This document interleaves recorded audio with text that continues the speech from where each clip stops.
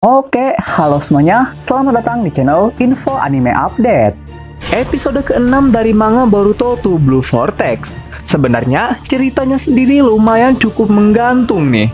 Namun, walaupun ceritanya sendiri nggak ada yang spesial gimana-gimana, tapi masih ada beberapa hal yang cukup menarik buat kita bahas.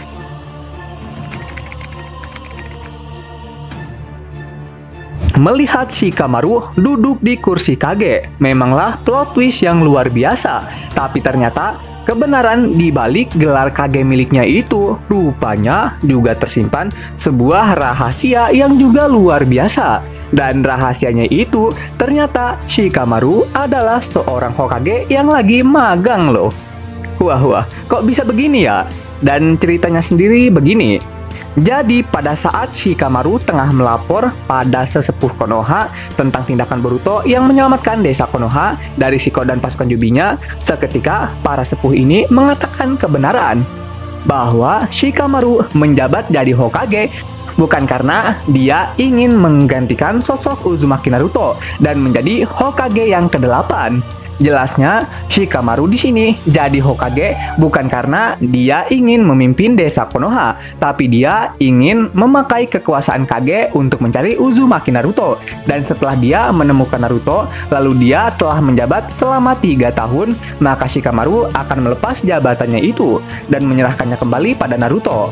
Begitulah rencananya, mengapa Shikamaru menolak jadi Hokage resmi dan memilih magang doang.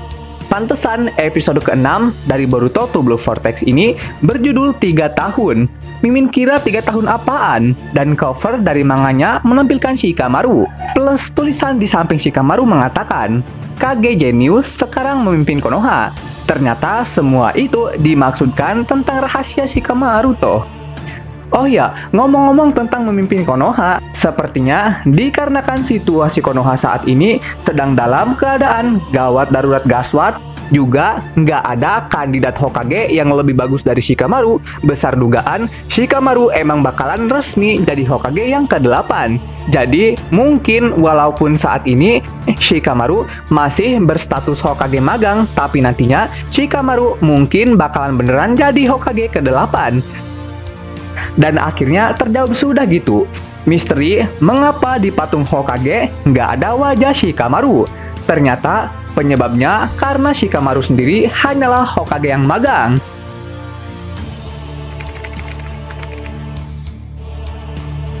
Masih tentang Shikamaru, saat dimana Shikamaru secara jelas melihat aksi Boruto menyelamatkan desa Konoha, mulai timbul sesuatu dalam pikirannya, dan sesuatu itu berkaitan dengan manipulasi ingatannya.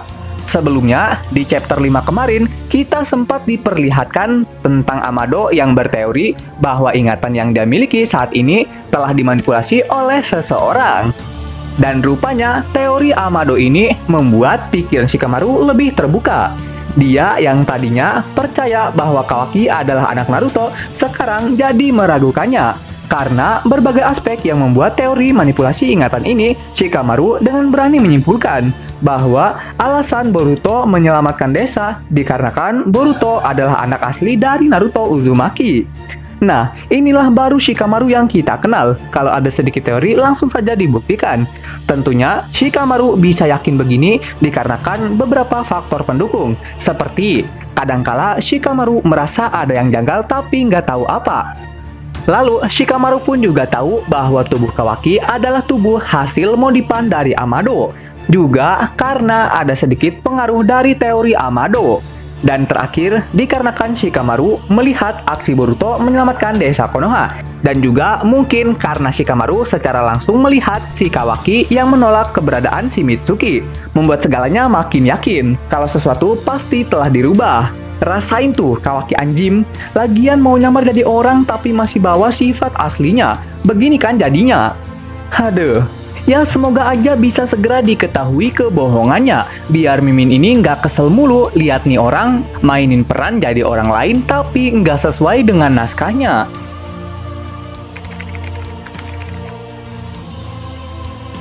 Dikarenakan Code adalah orang yang bertubuh spesial, darahnya pun mampu merombak sesosok monster bodoh menjadi monster yang pintar. Awalnya, Mimin kira alasan mengapa para Jubi bisa menjadi sosok entitas mengerikan seperti sekarang ini dikarenakan adanya campuran dari darahnya si Code, kayak yang Mimin sebutkan di awal tadi.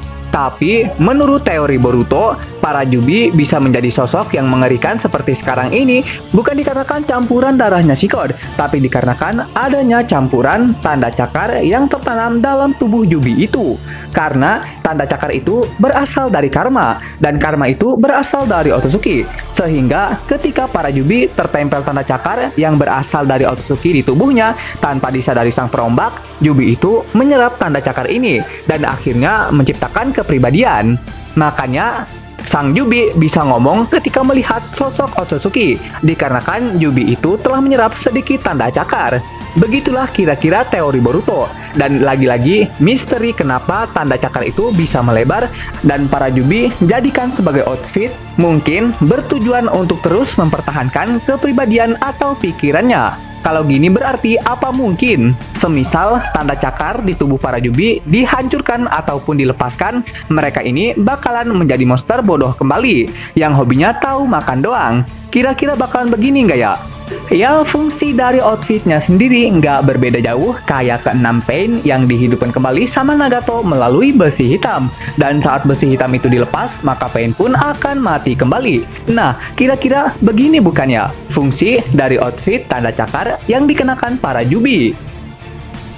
Oke, sekian pembahasan kali ini. Dan jangan lupa juga untuk menekan tombol like dan subscribe-nya ya, biar Mimin ini lebih semangat lagi ketika membuat videonya.